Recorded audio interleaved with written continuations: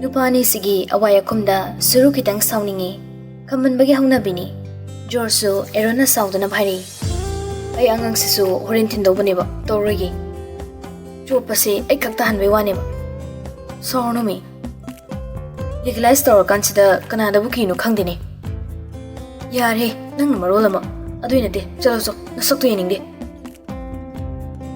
erondu khra paisalamaga thokri Jorsu tamnada michina tharoi han ingit macha makha salang na pisanki nungsilang thake khaje khanjabi surudi ingit pumna makhangbana hene hene so khambalakpani tamnada kitang sauning na yengi aduga simasu khangi Jors ki matawna tamnabu kayam lumna khanjage habado moi gisu angobudo khada khaidoklambado Jors ka makhoi pulap charmi ronsan su chakhumda changai Java Lurpagi, Tanjani, Manachang Abado, Momit Kalaktokai, Kangahari. I guess Suruk to Gray Ningolna, Noidaga Jaminoro Ronsandi, Mahobiram de Heavy Monda, Yampian and Hirami, Singliga Tokai. As Matumama Poe, Kamdi, Tibum Lotion Jiri. Loudly and dear. I guess Surga Kapiram to say, Yam Limsabi, Lausa the Bira. Ango matum amanigi singi thokai pende bu phudoi dudi yam choptre he nangdi I karakter ne khangsoin na thangane yuge maruni se jor sam onselei koi dada sisu pel he mamang birthday celebration da ai haudi aduna da khra ngansina wanum jaban aina aduga oktabi chak pura pura charge oktabi singsida loi pizza thome wakan mi pham macham ta phamdarake ISTB kangbu korga yare ke dorgi bungo Matung kara hinbirage nangi adu sorso chak thinaba nine hoi karo suruna hoi chak thinaba karo lamana sire ramnana sum koine thirasu yai nine hoi kaudraso yare nine ga puna hona minaro aina nang thoina invite taruse thabak suna banati nangdi guest ne mapuai khoina serve to batabani natro Ladies, tumit kangam tanatida. Nungai kidre weba, chaloso, nine kauro. Wam tangang yadibi, hoki babsina weba. Hoi, kauro kige. Ronson so, premiko wotoki. Asum the giant sing, premika taroga thiri. Thiraga puna, jaminaraga, kolek singdi, tamna hoi, amate hundre. Premi amadi, naha ani mukana, loina honakri. Mayamdu phagi jugai tawnabado tamna yawningam kaya chuchin betawramdi Jorsu khangi tamna na hina dreheba machal nupi da Jorsu tumina kauthoga tamna bo puthokhalami tongan hek mana kauthokpado Bronson na wachoi ngangani khanbana machal sinabani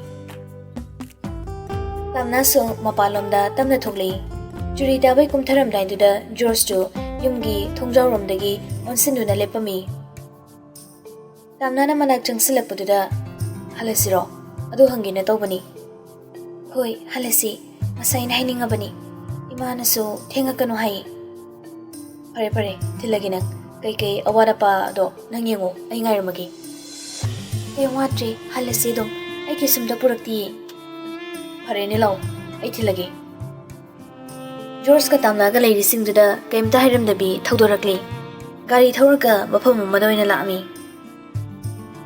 Achik Pachingagi Park Amadani Mapamdo Yamna Nauriba Mapamoibaga Lamdang Jadaba Haikadra Konghai Jadaboy Gabaga Maminga Jatpanatabanina Mika Laknadi Anido Garidagi Kumtarami Kajik Tamna Chatmine Tumin Tamnaso Garigi Mapamsida Purakpano Hanglamdi Karangali Haiduna Changak Poirunganina Kali Tabli Mate Kara Chalaba Matungda Nupado Makung Lepi Rana su tabliptuna kaino habagi miding ama George de yengi. Ai wa masum nangona khanganingi. Kai wano. Pamune pamaga hagi. Nakanda mi ahumok phamba chandoba una saba phamamdida phamthai. Phambaga haide minute amani hawalaga. Kana ko mamabu khanjawase sing wabajani. Ramna handaksu loksin mangamlamde George na hadi singdo. Scenery singda koilai duna haifid yengaga George namok ꯑꯋꯥꯕ ꯃꯈꯜꯁꯦ ꯑꯅꯤ ꯁꯨꯏ ꯐꯣꯡꯗꯣꯛꯄ ꯌꯥꯕ ꯑꯋꯥꯕ ꯐꯣꯡꯗꯣꯛꯄ ꯌꯥꯗꯕ ꯑꯃꯒ ꯍꯟꯖꯤꯟ ꯍꯟꯖꯤꯟ ꯈꯜꯂꯦ ꯐꯣꯡꯗꯣꯛꯁꯤꯔ ꯐꯣꯡꯗꯣꯛꯀꯨꯝꯁꯤꯔꯅ ꯑꯗꯨꯕꯨ ꯋꯥꯔꯦ ꯐꯨꯝꯖꯤꯟꯗꯨꯅ ꯊꯝꯕꯁꯦ ꯑꯣꯝꯆꯥꯛꯅꯩ ꯂꯩꯇꯥꯕ ꯉꯝꯗꯦ ꯅꯤꯡꯉꯥꯏ ꯆꯥꯎꯕ ꯊꯃꯣꯏꯅ ꯍꯥꯏ ꯈꯪꯍꯜꯂꯣ ꯋꯥꯔꯦ ꯃꯈꯥ ꯇꯥꯅ ꯋꯥꯕ ꯄꯥꯝꯗ꯭ꯔꯦ ꯍꯥꯏꯗꯅ ꯋꯥꯈꯜꯅ ꯑꯃꯨꯛ ꯏꯟꯁꯤꯜꯂꯛꯏ ꯇꯥꯍꯥꯈꯤꯅꯨ ꯃꯇꯝ ꯈꯔ ꯈꯥꯡꯈꯣ ꯃꯉꯛꯇꯤ ꯂꯩꯁꯤꯜꯂꯛꯇꯦ ꯑꯇꯤꯌꯥ ꯃꯊꯛꯀꯤ ꯑꯄꯥꯏꯕ ꯂꯩꯆꯤꯜꯂꯛꯇ ꯅꯣꯟꯈꯠꯇꯨꯅ ꯌꯦꯡꯉꯤ ꯑꯩꯅ ꯀꯅꯥꯒꯨꯝꯕꯤ ꯑꯃꯕꯨ ꯁꯦꯡꯅ ꯈꯟꯖꯔꯨꯏ ꯃꯍꯥꯛꯇꯨꯅ ꯑꯩꯒꯤꯗꯤ ꯈ꯭ꯋꯥꯏꯗꯒꯤ ꯏꯍꯥꯟ ꯍꯥꯟꯕ ꯅꯨꯡꯁꯤꯕ ꯃꯤꯁꯛ ꯈꯪꯍꯟꯕꯤ ꯍꯥꯏꯕꯗꯣ ꯑꯣꯏꯔꯔꯦ ꯈꯨꯗꯤꯡꯃꯛꯅ ꯑꯩꯉꯣꯟꯗ ꯑꯄꯥꯝꯕ ꯀꯔꯤꯅꯣ ꯍꯥꯏꯅꯗꯤ ꯇꯝꯕꯤꯈ꯭ꯔꯦ ꯑꯗꯨꯕꯨ ꯅꯨꯡꯁꯤꯕ ꯀꯔꯤꯅꯣ ꯍꯥꯏꯕꯁꯤꯃꯗꯤ ꯀꯅꯥ ꯑꯃꯅ ꯇꯝꯕꯤꯔꯛꯇ꯭ꯔꯤ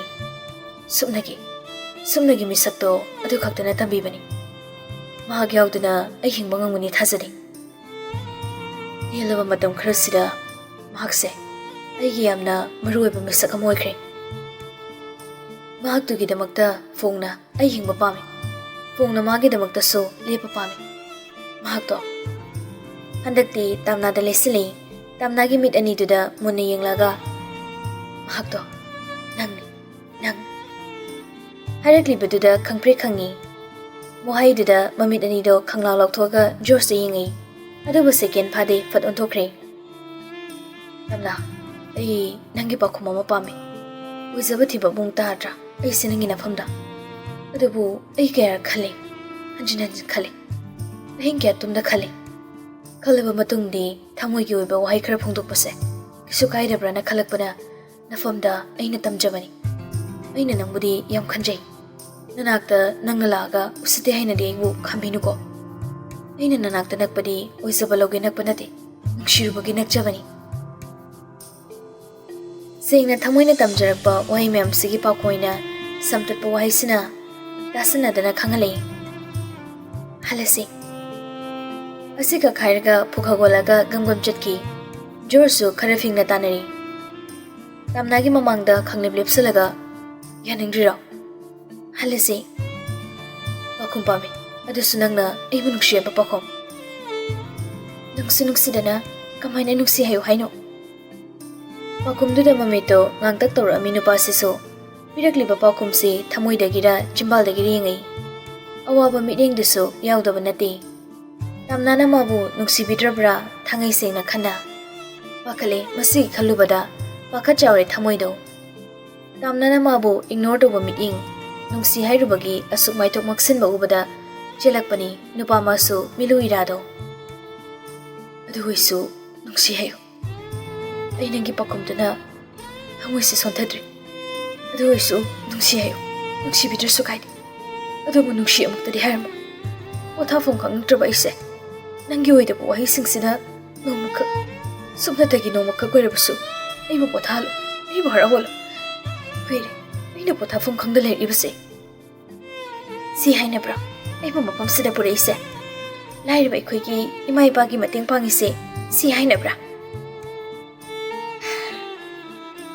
ꯃꯁꯤ ꯈꯪꯂꯝꯂꯗꯤ ꯃꯇꯦꯡ ꯂꯧꯔꯝꯃꯣꯏꯗꯕꯅꯤ ꯑꯁꯨꯛ ꯍꯟꯊꯅ ꯈꯜꯂꯝꯕ ꯌꯥꯔꯅꯤ ꯃꯇꯥꯀꯨꯝ ꯇꯝꯅꯥꯒꯤ ꯄꯥꯎꯈꯨꯝꯁꯤꯅ ꯊꯃꯣꯏꯗ ꯍꯟꯖꯤꯟ ꯍꯟꯖꯤꯟ ꯊꯤꯜꯂꯛꯏ ꯑꯁꯨꯛ ꯍꯥꯟꯅ ꯃꯥꯕꯨ ꯂꯧꯔꯝꯕꯅ ꯍꯟꯗꯛꯇꯤ ꯁꯤꯈꯛ ꯍꯥꯏꯕꯒꯤ ꯊꯃꯣꯏꯒꯤ ꯃꯄꯥꯎ ꯇꯝꯖꯕꯒꯤ ꯑꯗꯨ ꯑꯣꯏꯖꯕ ꯊꯤꯕ ꯇꯥꯍꯟꯕꯗꯤ ꯆꯨꯝꯗꯕꯅꯤ ꯑꯣꯏꯖꯕ ꯊꯤꯕꯕꯨ ꯑꯣꯏꯖꯕ ꯊꯤꯕ ꯍꯥꯏꯕꯅꯤ ꯅꯪꯒꯤꯗ ꯑꯣꯏꯖꯕ ꯊꯤꯕꯅꯤ ꯅꯨꯄꯤꯗꯨꯁꯨ ꯃꯤꯀꯨꯞꯁꯤꯒꯤ ꯑꯣꯏꯅ ꯅꯥꯊꯩꯅꯕ ꯍꯣꯠꯅꯕꯗ ꯊꯤꯔꯛꯂꯤꯕꯅꯤ ꯊꯃꯣꯏꯗ ꯆꯩꯅꯥ ꯄꯤꯒꯗꯧꯕ ꯃꯥꯕꯨ ꯍꯟꯅ ꯌꯦꯡꯂꯛꯇꯅꯕ ꯋꯥꯍꯩ ꯑꯩꯒꯤ ꯊꯃꯣꯏꯁꯤꯅ ꯅꯪꯕꯨ ꯅꯨꯡꯁꯤꯔꯛꯄꯁꯤꯕꯨ ꯑꯣꯏꯖꯕ ꯊꯤꯕ ꯀꯧꯕ꯭ꯔꯥ ꯌꯥꯔꯦ ꯑꯩ ꯗꯗꯥꯕꯨ ꯅꯨꯡꯁꯤꯕ ꯐꯥꯎꯗꯦ ꯗꯗꯥꯒꯤ ꯊꯃꯣꯏꯕꯨ ꯄꯣꯊꯥꯍꯟꯅꯕ ꯑꯩ ꯑꯣꯏꯗꯕ ꯉꯥꯡꯕꯁꯨ ꯄꯥꯝꯗꯦ ꯇꯝꯅꯥ ꯀꯩꯒꯤꯅꯣ ꯑꯩꯅ ꯑꯩꯒꯤ ꯊꯃꯣꯏꯒꯤ ꯋꯥ ꯐꯣꯡꯗꯣꯛꯄꯗ ꯅꯪꯅ ꯁꯥꯎꯔꯗꯤ ꯃꯔꯝ ꯆꯥꯗꯦ ꯗꯗꯥ ꯁꯨꯃꯥꯏꯅ ꯇꯧꯕꯁꯦ ꯑꯩ ꯀꯌꯥ ꯄꯥꯝꯗꯦ ꯑꯩ ꯆꯠꯂꯝꯃꯒꯦ ꯑꯁꯤ ꯍꯥꯏꯗꯨꯅ ꯆꯠꯀꯦ ꯇꯧꯕꯅꯤ ꯑꯗꯨꯕꯨ ꯇꯥꯞ ꯐꯔꯛꯏ ꯃꯈꯨꯠꯇꯣ ꯑꯩ ꯊꯤꯟꯒꯦ ꯂꯥꯎ ꯅꯪ ꯅꯇꯣꯝ ꯆꯠꯄ ꯌꯥꯔꯣꯏ ꯖꯣꯔꯁꯅ ꯄꯥꯏꯔꯛꯂꯤꯕ ꯃꯈꯨꯠꯇꯣ ꯀꯟꯊꯣꯛꯏ ꯌꯥꯝꯅ ꯐꯤꯅ ꯀꯟꯊꯣꯛꯄ ꯅꯠꯇꯦ ꯌꯥꯅꯤꯡꯗꯤ ꯎꯠꯇꯨꯅ ꯀꯟꯊꯣꯛꯄꯅꯤ ꯅꯨꯡꯁꯤꯕ ꯅꯇꯧ ꯎꯠꯂꯛꯂꯕꯁꯨ ꯊꯃꯣꯏꯁꯤꯅꯗꯤ ꯅꯪꯒꯤ ꯀꯥꯈꯜ ꯂꯩꯇꯦ ꯇꯥꯛꯂꯤꯕꯅꯤ ꯁꯤꯟꯊꯔꯛꯂꯤꯕ ꯃꯄꯤꯗꯨꯁꯨ ꯇꯩꯊꯣꯛꯏ ꯌꯥꯔꯦ ꯑꯩ ꯑꯗꯨꯝ ꯍꯟꯈ꯭ꯔꯒꯦ ꯑꯩꯅ ꯅꯪ ꯄꯨꯔꯛꯄꯅꯤ yum yongnaba aina thingani masi aigi thawni ai nangna yadabada nampuda decision laholoi Ramnana George the yengakti nakanamada mamai laithoga mapi thingatuna khangami Nungsibino aibu nungsibino aidi kanana su nungsiraroi wasakre natawduna aibu wasak jetabi uhenbirano nangina taw yenglu khuding aisu nangbu nungsige tawbani yenglaroi nangina taw yenglaroi nangbu nungsibida aidi matik jadabi oina tawani Makul thukta wakalda haizarabasu thamoi madi chakpada heli George na law ai thelage aduga nangna hinadaba ise asidiki amuksu nangina mangda leplaroi nangna nungsi hairibo ai tumi lekhrage ai sibang hairage adudi blackmail tawbani ningai ni nungsi ningai ai saude sauro ini minstiraga nanaktari suklakloi ibu thasau Ramnagi khudangdo amuk paiduna sambirakuna garida kakadhali wa mata hainatana tumin hanarakle Ramnabu kontongda thanamlaga hankre Ramnasu tumin changi magi kamanungda kamanung hegyobaga hege tumina khangzanduna kaplei Dada aidi mairi ai isase hujiksu chak hi mari hebu sokla badi Dada su sanglakani ai yawa base khangbiyu ba nungsi haiduna ai bu mok paisa hapirano ai di bab chinbada nangbu phongna nungsi basungamoi ai di miki thine ai ngaina thagadaba awaba mayam nangi mungna pamdabagi mijai miyam ai khangba ngamoi kaplare adu ngasidi maramdo pumtong tongali Mitki piduna sintharaklibado kana mana mabu nuksiba aduga mana nuksibado yabangamdabani masisu anauba maisa makhakni tamnagi mafamda nungsi ihuldi phaularoi khana thamoigi thongjawdo puna chena thaduna thamkhrabani adubu phakai ga harakle ningai kanba mahangna thabana mapannagi kaurami bema thabasu machana wam tangangda ka manungda changkibatuda Kaidawrabano haina changlaibani Makoi samajabu khongthang kudingi sinajaribani Icha singasina kaidawri maithong khong yenglibani Ima ai bi hongi ado kokchu chikpada yadre ngaki paga tholagi Thaba khonjelda karisu tawdaba momali aduga mok George ka chatkibana karisu tawramoi haina khalami Hoi potharo lamsang gari tongnubagi oiramni Hiram khudingda tangka khudingda mama oibiduga mapa oibiduga makhoi anisu sum mana maram oiraga uhanbado pamdre masi khangna adumaksu ngamkidabani losinba ngasidi tumin khangle khanganre magi nungaitaba pumbado numidangwai hagolaga laidu katlami loiraga chakto manoinaga thongkre madu ubada ichase hongne aina khangjadaba ahalanido momonok Tumlam daini tana mamito mikuba mapau tumba yade mid ushin basu yaramde wakal mawon ni khaliba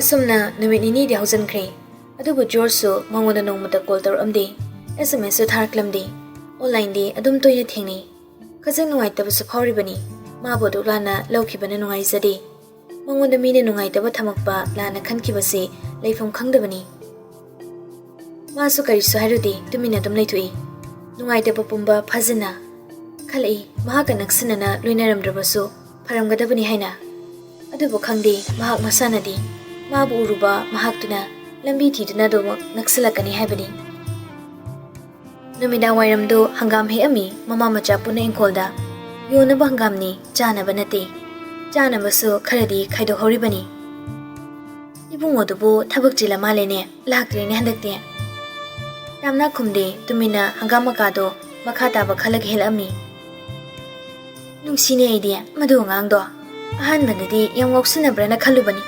loinaragadine yam pharagwa lermi Nungsida mama mapado kayam sakthokjaramgani Thongalda mi changlapagi makoltarami mama machadusu yengthori Ramnadi George ramgara khanbani adu boiramre mabung chen boirami manama nongthang siyaur ami. Ani do thajadan yengni amana amada. Aduga mo inkolomdagi thori. Mamoga machaga gi manakta changsinduna. Noi ba yukta lakpa yadro ne. Lau kakhalo. Jana bacha por yawba polythene chekhaw amubado nongthangna tamna da pirei. Tibicha se babagi ni. Ani disu mangkolda kakhalami. Tamna na jana bado pusin kharga mora machani lokthori. Inama tacho phamse. Tamna na thariba mora machani tuda manabaga mapunga do phamthai. Chen bana babari. Waking sun thokibani. Yot pumbaduna karam kana lokthokpa daraba. Handak check chatpada khangani. Bema chalo luchene nangbo. Yarima lololorno. Imunga change tawramba tamna do chak amule pagali. Thabasu machanupagi nakanda leba makhada ngek phamthari. Kai leirage sumla pro imugi jagabo. Chenba khazik yaningdan hairi. Sanchu yonthokra malene. Napagi nahabagi sel khara puthadana thadokri. Aigi sel sarukna kadai. Thaba handakti machada khangingi. Adokyamba sel do nacha hayeng loi sibada thangdoktori baigi sarukpok thungdaba. Ai sibu imaga babagana asam nungsidu sibu kaigino. Thaba kharsu sauningni aduga machanupagi mungduda amuksu mapungni nungsirei. Hai, nang adudi hainu ko nang. Aina harisida kari ahinba yawgini ma. Machal dang onslay. Aduga nang musu irang yam tawre haiba pautay ni. Nasani yengdana kari wakaldabu tawningliba irang no. Tamna samaru luktaduna tumin machin kumbangam da lepi. Nongthangsu kaishu haidi. Tumina mana thokpa wahaiba ngamjadaba saduna phamli.